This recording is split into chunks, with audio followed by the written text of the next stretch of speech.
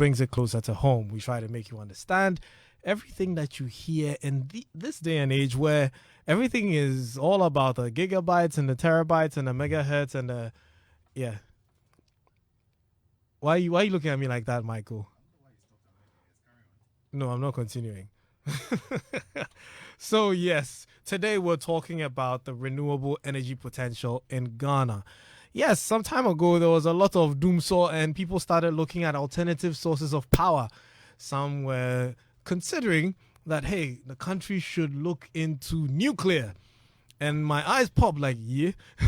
Some were saying, hey, we have so much sunlight. Why don't we do solar? Some were talking about wind power because considering everywhere you go, you see wind vanes in the Scandinavian countries. And some were talking about biogas. So there were so many alternative power discussions. And then there were those at home who decided, you know what, maybe I can generate my own power. Maybe I can come up with my own power source, like solar, since that is easily achieved than setting up your own biogas facility in your house or setting up your own micro nuclear plant. I don't know how you're going to do that because we don't want another Chernobyl or Fukushima in Ghana. But yeah, everybody was looking at alternate ways of getting their own power. The most common one was the generator, but with the way fuel prices are going right now, I don't think that would be something worth considering. Now, this conversation right now today is going to take two directions. One for the individual who's looking at cutting costs at home. And electricity or power seems to be one of the ways to cut costs. And also for businesses who are also complaining about the cost of power, running renewable energy power sources could be a way to reduce your costs, and you could channel that money somewhere else, like in your business. So yeah, now's the time that a lot of people are cutting costs, and we're going to see how we can help you make a decision on how to cut costs. And we're starting with power. How do you cut costs on power? And today, to have that conversation, the usual suspects, Michael and Winston. Hi, guys. Evening, everyone. Yeah. And then we have Samuel Adade. Sorry, Kwame Adade. And yeah, he's... they say you shouldn't use the term expert loosely.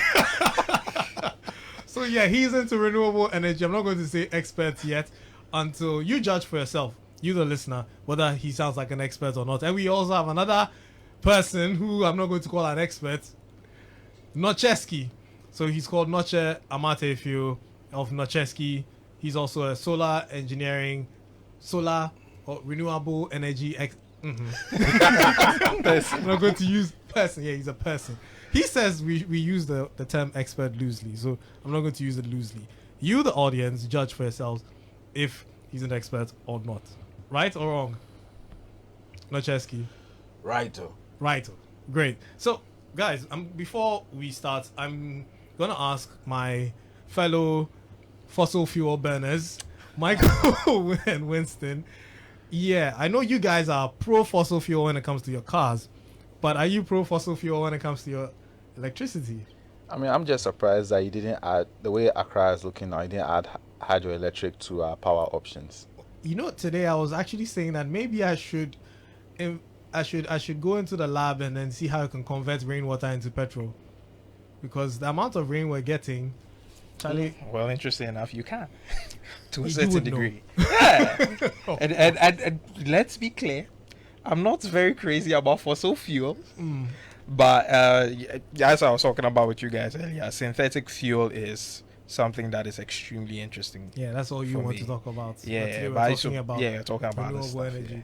So, but the cool thing about synthetic fuel is that they make pretty much the same thing, so you don't have to change. So, what you were saying, will I be willing to find out an alternative to my for my generator? Yeah, you can use synthetic fuel. Exact same thing. You don't need to change anything. Cool. But that's a totally different conversation for another day. Yeah. Yes. So, which renewable energy source would you consider using if you were moving from the grid? You were getting off the grid.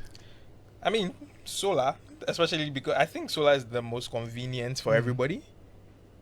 depending on where you live. Like if you are living in town, Yeah, when you said, I was about to ask, what if I'm if you are in the Blue Mountains and some, you can probably put up the wind setup because it won't obscure anything. Nobody's going to be inconvenienced by it. But I'm thinking about in the thick of Labadi and you have a tall wind setup there. I'm wondering how that's going to go. Also, Come across. that's one of that perfect sea breeze. You're actually getting a lot of good energy. So that means from you're that. probably going to have to use blades that are not metal so you don't rust. Yeah, composites. I mean, if they make carbon fiber car components, Are surely you they have going carbon. bro? Wow, Let's carbon fiber wind vane. How Yeah. expensive would that be? Oh man, we could do plastic. There's loads of that. But I mean, personally, I would go solar. Right. I mean, my power got cut today. I had to spend a lot of time chilling in the sun, tanning myself. So it gave me a lot of time to think about what good solar would do for my place. The only thing I've been wondering about solar is this recent rains, and I'm Right. glad we have a solar person here. So Persons? yeah, person. So we have a conversation about like the energy, like how the energy storage. I know storage is one of the most. I think I if I'm mistaken, energy is storage is one of the most important aspect of your solar setup. So I'm really interested to know because the sun has been playing hide and seek because of the rain. So I'm Right. wondering how does that affect. Well, there's also the talk about not actually needing the sun 100% anymore. I stand to be corrected by the Person. persons. But yes, some there's talk about light. It just being light. It doesn't necessarily have to be direct sun rays. But I yeah, had we'll a get very to that. I had a very funny image of you putting a torchlight. I on was your- thinking about taking my solar panels to the stadium and then turning on the floodlights. So I'm going to let our guests introduce themselves and tell us what they do, and then we start the conversation. So I'll start with you, Noche. Noche, Okay, so thank you for the opportunity right? to be amongst these lovely people. The name is Noche Amate if you. I come from Buko. The company that I work for is Nocheski, which is actually a Polish name, and we've been, running a lot of solar power systems in the country and even in the sub-region. Right. I think that everybody in this country should consider solar without any compromise. Because even though there is a lot of talk about wind, in this part of the world, our geographical location gives us advantage when it comes to solar. Okay? And over here, the average, what we call the effective sunshine hours is 5.5 hours per day. Okay? So that's, it might sound little to you, but it doesn't mean that you only get 5.5 sunshine or sunlight. You get that of efficient sunlight. The most productive is 5.5 hours. Okay. So that's for Nocheski's introduction. And David Kwame Adade, he's also here. He's also a renewable energy person. This is going to be difficult. Expert.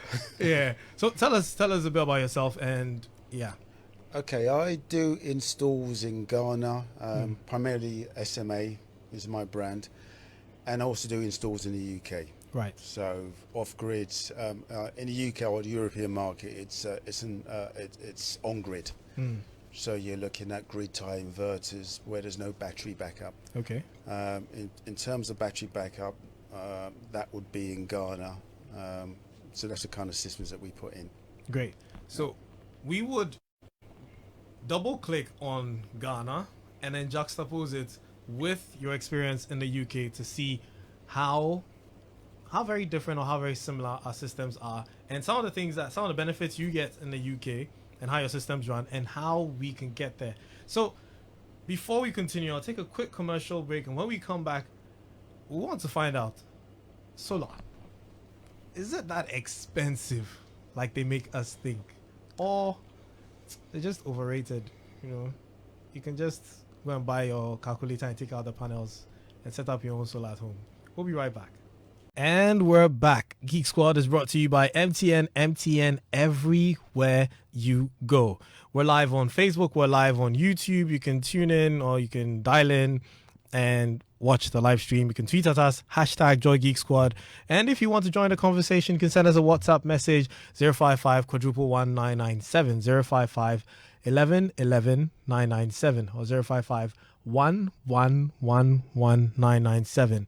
What other power alternatives have you considered, or have you installed, or have you been toying around with? Let us know. Send us a message on our WhatsApp, 055 11 11 997. So we're talking about renewable energy potential in Ghana. And yeah, we've got, I'm not going to mind them, experts with us. Because yes, no matter what you do, you've been doing this for a while. If you do this for over, at some time, you become an expert. That's if you become very good at it. And the more you do something and everybody says, oh, this is that guy, Charlie, I give you expert title. So, yes, we've got renewable energy experts with us here in the studio, and then the non-experts are with us to the Geek Squad. Look, we are expert consumers. See that for us. Have you ever consumed solar power, Michael? Every day. In fact, today, or the time I've tanned, I've gotten darker. That was ultraviolet rays you were just consuming. I dug that up from the earth. It came from the sun like all the other solar power we like so much. Right, so, Noche, Yes, sir. there's that conversation. A lot of people say that when you go to Vegas, they've got a solar farm. Right. Because it's desert land, so much sun. If you go to Egypt, you've got that there. You come to Ghana, I haven't seen a solar farm anywhere. All I see is solar street lights that work sometimes and they don't work sometimes. And I mean, that's also going to come up in this conversation. Why hasn't Ghana, which gets a lot of sunlight, regardless of the times that we have so much rain? For instance, today we had rain, but right after the rain, here came the sun, blazing hot. Why don't we have something like that, like a solar farm? Well, I must say that that is a misconception on your part. Okay. There are indeed a lot of solar farms in this country. If you go up north, for example, loads of them over there feeding into the grid, try to beef up the electricity supply in the country. Right. So there are, it's not like as it is, say, in, India or, say, in America or, the other larger economies. But there are loads of solar farms around. Great. Yeah. So them feeding into the grid means that we can actually be generating enough solar power to power a whole community. Yes, that's very correct. And that's what's happening there. Yes, in the north, basically they feed it, they're generating. It's just like like the way you have big generators that produce electricity from diesel. Yeah. It's just a similar thing, just that this one is made from the sun. Okay. Really, that's what it is. Now that we know that exists, let's talk about how it works. So start with you, and I'll go to Kwame. So we've heard solar, you get panels, then you put them on your roof, you connect it to your battery, and you're done. You have power. Is that how it works? Yeah, well, I would like to make it more simpler. Right.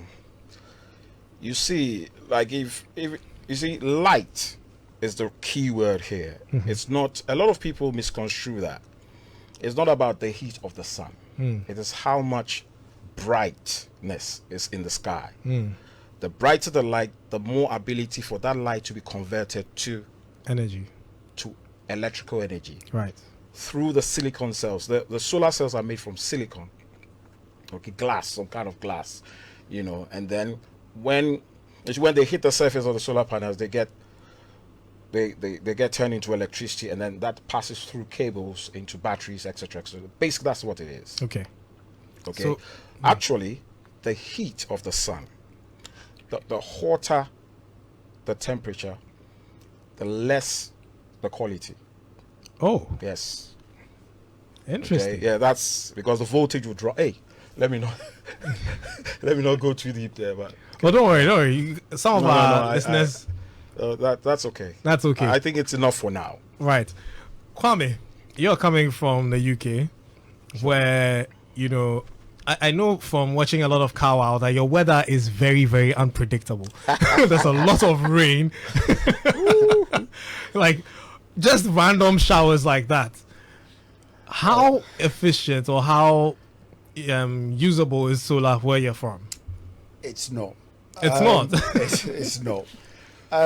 There was a while back, or actually now, there's been a few issues where people have spent, bought systems, paid £10,000 for a system and expecting to get some money back, and they've just realised that they haven't got, 3-4 years later, they haven't got their money back. And the feed-in tariff, we used to call it a feed-in tariff, where any excess power you generate gets fed it back into the grid. Okay. They weren't seeing that sort of returns.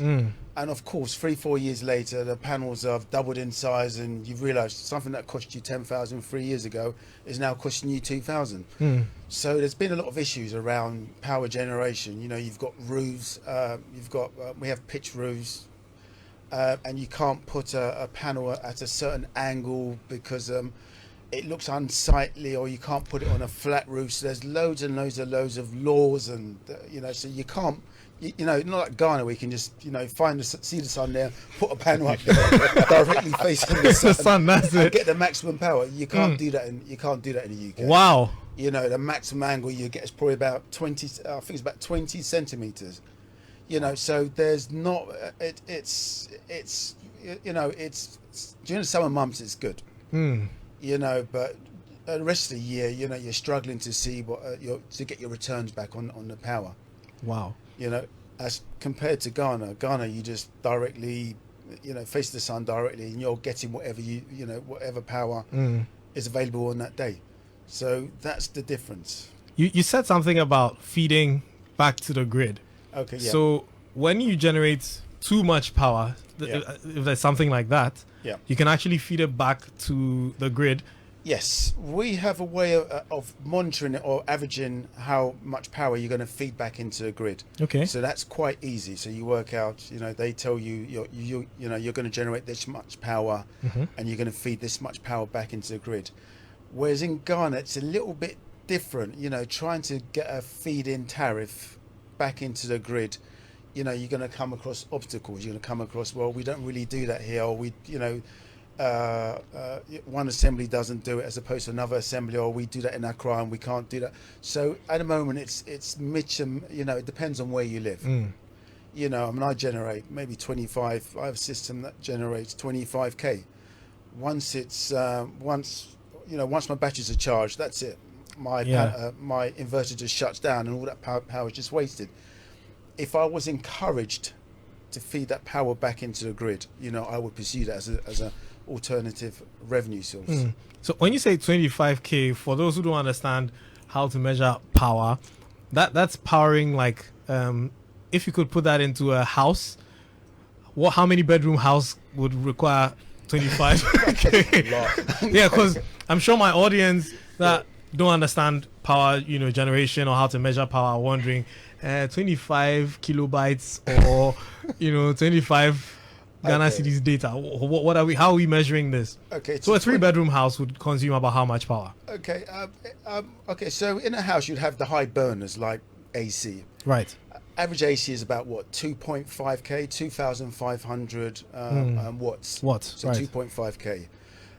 Depending on how many you're switching on.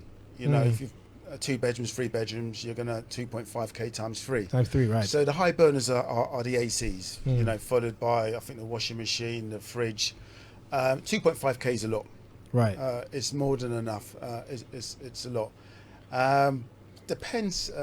Sorry, I forgot the question. What was the question? So I was trying to figure out how, like a house would measure 25k using a house. And how much one household, and how much power they consume. Okay. So, Nocheski. So let me chip in here.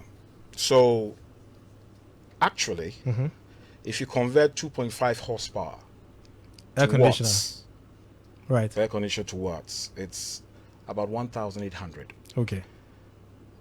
1.5 horsepower AC is about 1,120 watts.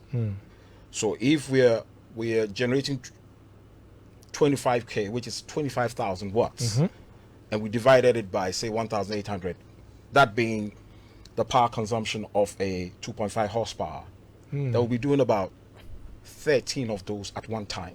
Okay. That's a lot of power. So This man is a powerful guy. so he's generating A enough lot of power power. for 13 ACs one ACs time. at one time. That's right. Wow. Yeah. That's right. From just solar. Yeah, from just solar. Yeah. Okay. Yeah. Now I'm interested. Winston, ask a question. So no, it's actually a friend of ours, a good friend of ours, also a whole house running on solar, Right. also faced the same issues you're facing about trying to give back to the grid. Yeah. What are the main challenges? Not just too. This is also for you since you're also in the business. Like, what are the main challenges? Because in his case, he said he had situations where the people came to him and were like, it's not possible that you are not using, you are not on the grid, so you owe this amount. Like, they just said that you probably tampered with your meter, so you owe this amount. Like, what are some of the things you've heard about this, and what are the challenges concerning this? I'm sorry, you have to rephrase the question, Okay. please. What are the challenges faced with the concept of an individual, a private individual, feeding back to the grid from their solar system? Okay, so now I'll take you back a bit. There are a couple of trials. It's called a grid tie system. That's what's called. Grid tie mean that you see, typically, right, in a solar power system, an off-grid solar power system, you would have batteries included, solar panels, inverters, batteries, cables, etc. That's typical. In a grid tie system, there's no battery involved. So you use whatever you generate. The excess Goes is back then to the pumped into the grid. And then the utility company, in our case, which is ECG, will then pay you a certain rate for that. Is that understood? Yeah. Okay. Now, the downside to this is that, if you don't have, you see, the whole thing is this. It's about policy, and, you need to have agreements with the government. And some years ago, there were some trials. So there are some people who have grid tie systems in Ghana, but because the policy doesn't allow for it to, for you to, they're not going to pay you. So if they're not going to pay you, we advise that just install just enough for you to be able to use during the day. Okay, so from what he's saying, if he's producing 25k an hour times 5.5 for 6 hours, and if he's using just about half, all the rest is wasted. But then if the utility company had said, okay, we're going to give you 1 cedi per kilowatt, then if he's saving, say, 10 or 15 a day, it's 15 cedis every day, Okay. You understand what I'm trying to say? So it's the challenge is that, the policies don't allow it doesn't encourage people to do grid tie systems or to go solar, because there's no gain. You're going to lose.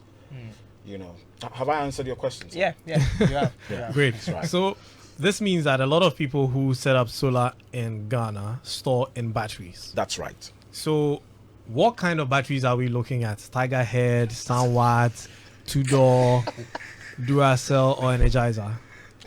I thought you'd go with car batteries. Oh. Bare minimum. I thought you'd go with car batteries. I thought, personally, I know that, Tiger Head is the best, because if the battery, you go chew them, and then if the battery runs out or it's raining, we just chew the batteries and we put them back, and we have power.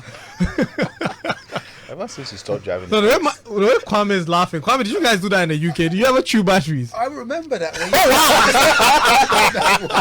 You used to beat a battery to get that extra power out of it. Okay. So this is universal. At least on our side, we would chew it. We didn't care about the health risks involved. So in the UK, you guys actually hammered it. Oh, years ago. That was years ago. Wow. Yeah. This is interesting. So which kind of batteries do you guys use? I think that the older batteries, which is the ones I bought initially, were the flooded lead, standard car batteries. Right. They're not car batteries, but The wet cell batteries. They are proper solar batteries. Okay. And the newer batteries are the lithiums, which are a lot easier to manage. Yeah. When you say easier to manage, A lot of the newer systems now have a battery management system. Oh, right. So it works out how much power is in the battery and how much power to send to the battery to charge it up to 100%, and you know how often do I need to recondition the battery so it stays optimal, 100% optimal. Whereas my flooded lead acid batteries are a lot harder to manage. You know, you've got to top them up with acid. You've got to equalize them every now and again. That sort of, When you say equalize, how are we equalizing them? Yeah, the technical terms. I'm sure I'm not the only person wondering. Okay, let me just say, equalize. Okay, so take a car battery, 12-volt car battery. In order to charge a 12-volt car battery, you're going to charge it maybe up to about 14 volts. Then as the battery's getting 85, 90, 95% charged, then you actually slow down the amount of charge because it's almost getting charged. Okay. Just to extend the life of the battery. Okay. So that's how it works. Now, an equalized charge would just maybe take it to 14 volts, and it will vibrate it at 14 volts. So it's up. So it vibrates at 14 volts just to condition it. Right. You know, the thing about batteries is that they get, was it calcium? They get calcium deposits on the plates, and sometimes you just need to vibrate them a little bit, vibrate the voltage up and down a little bit just to remove the calcium and condition the battery. So it's like a conditioner. So just like our smartphone batteries, we're always told not to either overcharge them or undercharge them. You need to keep them between a certain power range. Okay, that's interesting. We've got some questions over here. And this is some Nana Kwesi says a very important topic. My questions: solar and electricity, which is cheaper? Okay, you mean solar and grid electricity, which is cheaper? And 2, how expensive or cheap is it to maintain a solar panel? And 3, will a solar panel be sufficient or work properly at a pram environment, specifically 3 kilometers drive from the Central University, an environment closer to the sea breeze? Okay, Nana Kwesi. Free consultation. Very. Have put his Ghana Post GPS address there. You might as well, right? So that's from Nana Kwesi. And he actually asked some questions I was about to ask. That which is cheaper, running a solar system versus power from the grid? I mean, it's the setup. We've heard that solar is expensive to set up, but then after a setup, you're good to go. Or are there any other maintenance costs post setup? And I think he asked that as well. So I'm going to direct this to both of you. You give me your opinion, and Kwame also gives me his opinion. So Nocheski, how expensive is it versus grid power? Okay, so the grid is cheaper now. Right. Bluntly put. Okay? But wait, prepaid is cheaper now? It's cheap now. Now. You know why? No. Because if you want to buy electricity, you can go to the shop and just buy 5 cities. Okay. With solar, you need an entire setup. But solar is cheaper. It's way cheaper in the long run if you do it properly. Okay. I want to emphasize on the word what? Properly. Properly. Let me hold you there. The grid, we're forgetting the steps that you have to go to also get a meter, get the pole, the wire run to your house, all that. If you rent, fine. If you rented a home, okay, and you moved in, it would probably have a meter there. Yeah. Okay. But you wouldn't install solar on a rented home. You install it on your own. You'd be house. Surprised people do. Hey, there's nothing so wrong with it. You rip it off. That's nothing wrong. It's mobile. You can move it. Okay. I was just thinking need the about right the people. wiring and stuff. Look, you need to. You see, that's the problem here. You need to find the right people. So Okay? properly and the right people. That's right. And we have the right people here, right? The experts. The experts. So, but I want to go back a bit to Okay. what he was saying about. You see, batteries happen to be the most expensive component when it comes to The solar system. solar power systems. It's Not also, the panels. Not the panels. Okay. The panels are probably one of the cheapest, Interesting. but they are also the most sensitive of them. And my colleague said that battery management systems, that's why you need to have them managed. Because if you want to buy the batteries he's talking about, the batteries he's talking about, flooded batteries, even though they are old technology, if you get the right brand and if you have it set up properly, those batteries will probably last you about 20 years easy Wow. if they're solid and you're well set up, and you have all your management practices in place, everything nice, 20 years you'll be good. Okay. I'm actually after 25, 30 years. Battery. Wow. You understand? For 8 years so far. Rolls from America. I'm 8 years, and I'm looking 25, 30 years. Wow. You see, So- the thing here is that there are, like I said, batteries. It's really important. Like we could talk about batteries for 24 hours non-stop. Yeah. They are complex like women. Okay. Okay, and they're also very sensitive. I mean, you cannot really have an off-grid system without storage. No, it's a very, very key component, Right. and the most expensive. And so, it's an area that a lot of people, have problems with because they are not doing the right things. Right. You understand what I'm trying to say? So, but back to the issue about which is more expensive. Yeah. I think solely you're paying what, 5 years, 6 years, 10 years up front. Yes. So if you're paying for it up front, then after that it's free. Once you Right. pay for it, it's So in the free. long It's run, free. it's cheaper. Yeah. In the long run. But So in it's the an short run, investment. ECG is the cheapest. Yeah. Okay. Yeah. And the how is so the maintenance primarily are the batteries.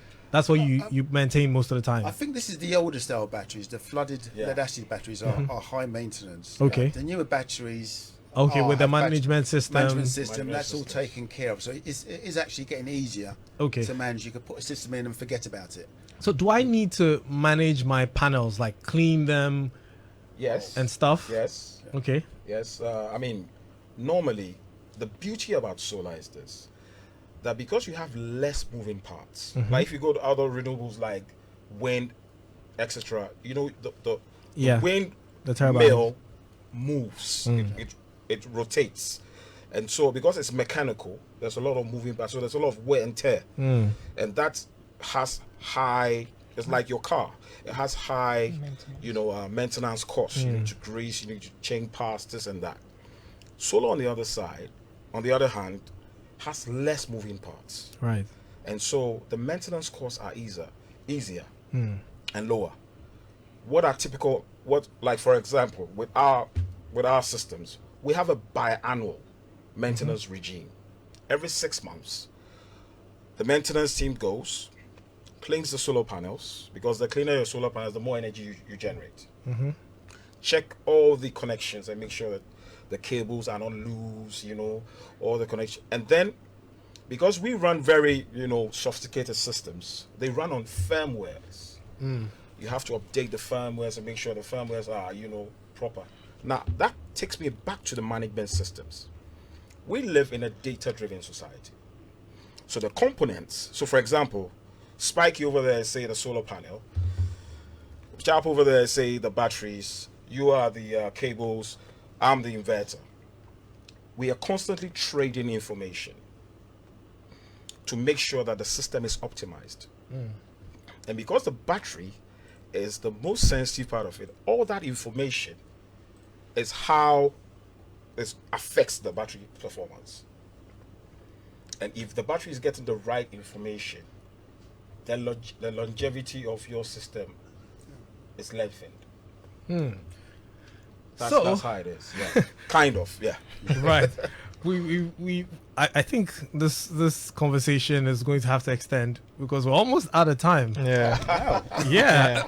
so interesting stopped how at the beginning. an hour runs by so fast. Yeah. They say time flies when you're having fun. Right. Yeah, we're learning a lot today from Nacheski and Kwame, who are experts in renewable energy. And yeah, I'll be back to read some of the solar questions that I have. But until then, I have a few bills to pay. So when I'm done paying my bills, I'll read out the questions. You guys answer them. And then we'll plan the continuation of this episode because we haven't even touched on wind. We're still on solar. We haven't even talked about the inverter, which is the heart of the whole system, right? Yeah. So we'll be right back after this. The other day. We're back. There's 1,000 more reasons to buy your airtime with MTN Momo. You're probably asking why. Well, Well, it's really simple. Momo is giving you back 100% bonus whenever you buy airtime with your wallet. That's 2 times the airtime you need. You can schedule your airtime purchases of any amount daily, weekly, or monthly by dialing *170# and the option 3 and follow the process, or simply dial *170 *311# for a superb airtime purchase experience. So whether you're scheduling tomorrow's airtime today or buying airtime when you need it on *170# or *170 *311#, you get 100% bonus airtime, so you can make twice as many calls and catch up with gist only on MTN Momo. The show's Geek Squad, and it is brought to you by MTN everywhere you go. And we're talking about renewable energy. I'm really enjoying the conversation. Unfortunately, we're running out of time. So CC says, so can a half-plot field of solar cell power, solar panels power a 3-bedroom house with normal gadgets like ACs plus an EV car? He throws that in there, an EV. Is it about the panels, the inverter, or the battery? I know we haven't talked about the inverter. I really wish we had gotten into that, because that's like the CPU of the whole system, right? I mean, it's not a no. No, Chesky said like it's coming. Okay. So the newer solar systems, they're kind of like split up into 2 halves: the battery half, Right. and then the charging half. Okay. So the newer type of system, the charging half will be solar panels straight into a solar or grid tie inverter, Right. converted to 230 volt electricity. Mm. So that's no batteries. Solar straight into grid power. Okay. If you have a 2.5k air conditioning, you're running that, and your solar's generating 2.5k, you're basically getting it for free. Mm. You know, if your solar's generating 1k and your aircon is using 2.5k, you're paying the ECG 1.5k. So it just straightforward, nice and simple.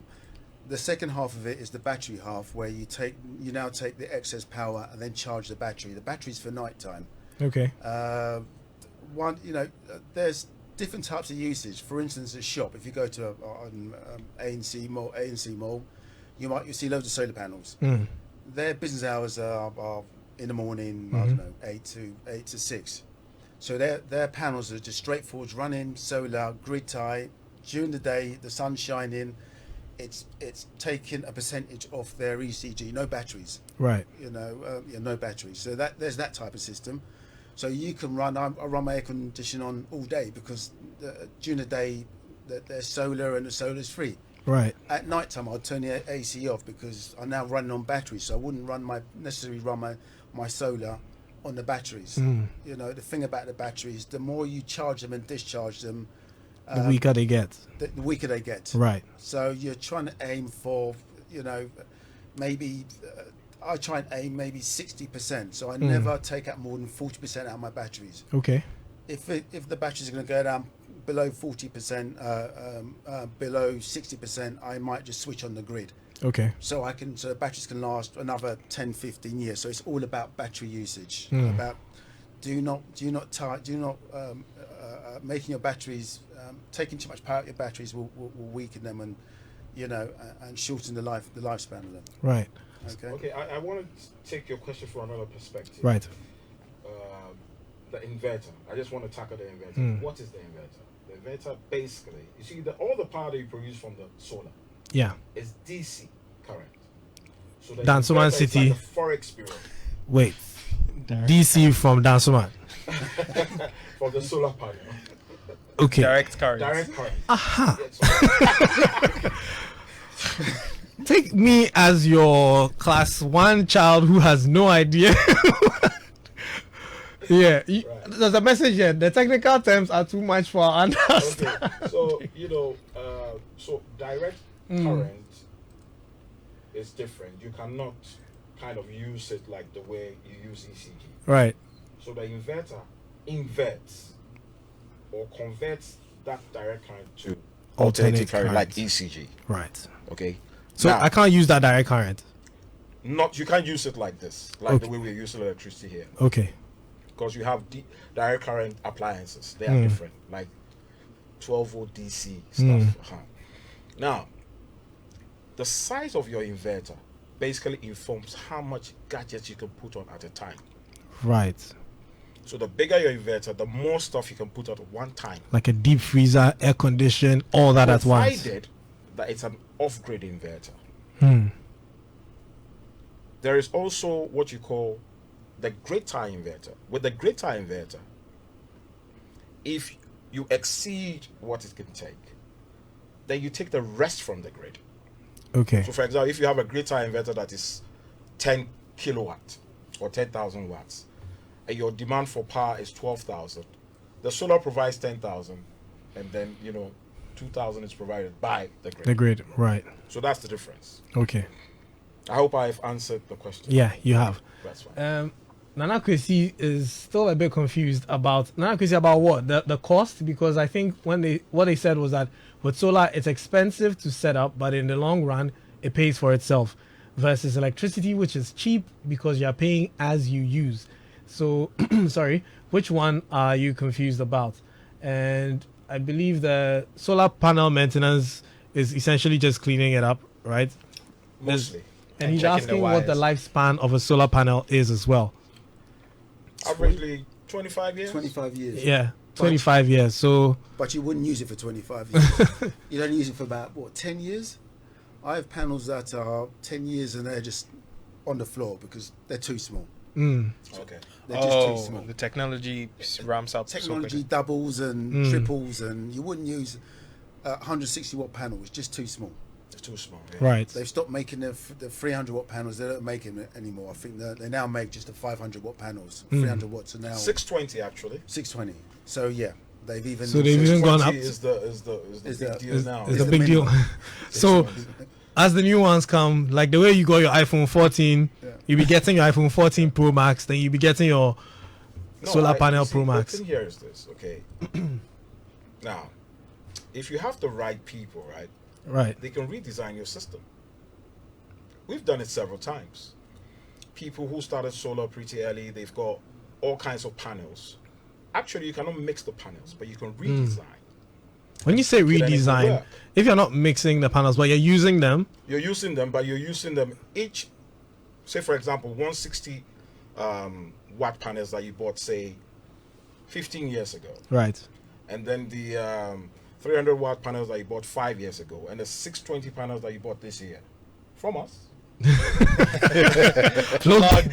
Yeah, plug. All on the what do you call it? On The roof. What do? You give each set a different charge controller, Right. okay? Because you want to get the voltages right. Mm. Okay, so you got to tweak it out. So It's basically, gonna work really nice. so you see why I say you guys are the experts. if it was left to us, like all solar panel be solar panel, no be so. We'll daisy chain them, connect them all, plug it in, And blew then- up your house. Yeah, there And is the car. daisy chaining in. Yeah, I mean, there's a lot of stuff that happens. Wow. Now the technology is, is really really brisk. The advancement is, so a lot of things are happening. A lot of the solar systems that you see right now are heavily IT based, extremely. So I think we should ask the question that most people want to hear. Right. So we've already had this conversation Okay. so the question is numbers.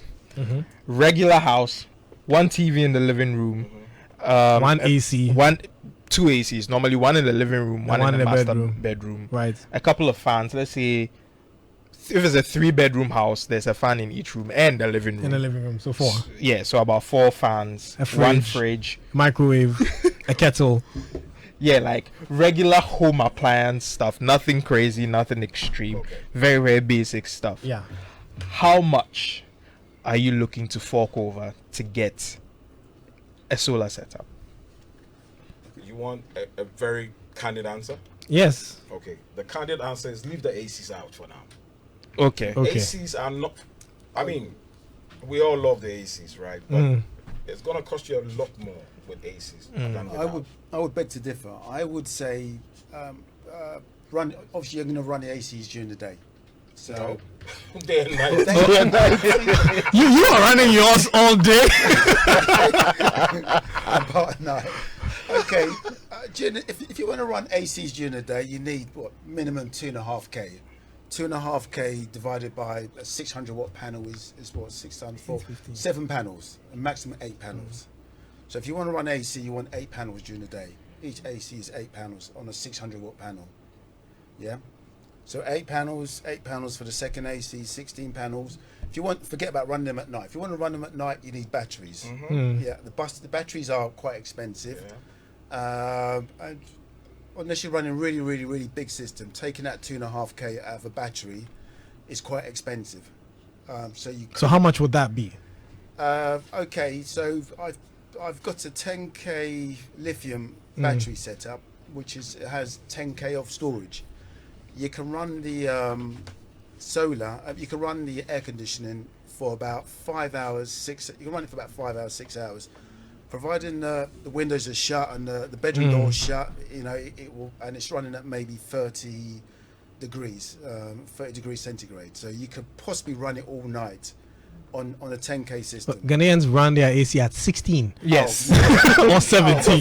That's 2 hours. 30 degrees room temperature. Outside. Yeah. Let me We run at 16. So we want to chill. You see, the whole idea of the air conditioner is I want to chill. I'm watching Ghana. Put ourselves under the duvet. Yeah. If you want to do air conditioning, you need to have some proper money. Okay, so I'm saying that if the lights were out right now, what would I need? I would need my internet. Yes. Internet, Probably my TV if I want to watch some games. We have 60 seconds, so Okay, so Yeah. typically if you want a good system to do the basics, 24,000 Okay, so 24,000 Ghana cedi. Is this with battery or minus battery? with battery. With battery. 24,000 Ghana cedis. Basic. Basic. Yeah. Okay, so you heard it here. And Yeah. stacks though. No Chesky. So Kwame Noche Amate Fio Kwame Adade, thank you guys for coming. But I want to ask you, would you be available next week to continue this? Because I'm sure there's a lot more questions people want to ask, but because of time, and we haven't treated, like I said, wind, so many other things that we have to discuss. So would you do us the honors? Sure. Why not? Great. So you heard that, guys. Thank you very much for joining us. The show has been Geek Squad. I've been talking about renewable energy potential in Ghana and how you could set up solar in your house. We hope this very technical discussion made a bit of sense to you. If it did not, drop your questions with the hashtag JoyGeekSquad. We'll get to that conversation next week. And on social media. My name is Koby, Spiky, Nkrumah. Thank you to my producer, Prince Safo, and my executive producer, Richardson Do. And thank you guys for joining me. Up next is the news. Mami is here looking at me. I'm going off so you can come on. Bye.